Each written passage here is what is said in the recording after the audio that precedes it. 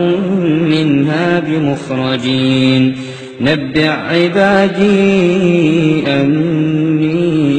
أنا الغفور الرحيم وأن عذابي هو العذاب الأليم ونبئهم عن ضيف إبراهيم إذ دخلوا عليه فقالوا سلاما قال إنا منكم وجلون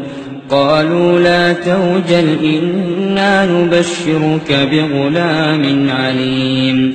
قال أبشرتموني على أن مسني الكبر فبم تبشرون قالوا بشرناك بالحق فلا تكن من القانطين قال ومن يقنط من رحمة ربه إلا الضالون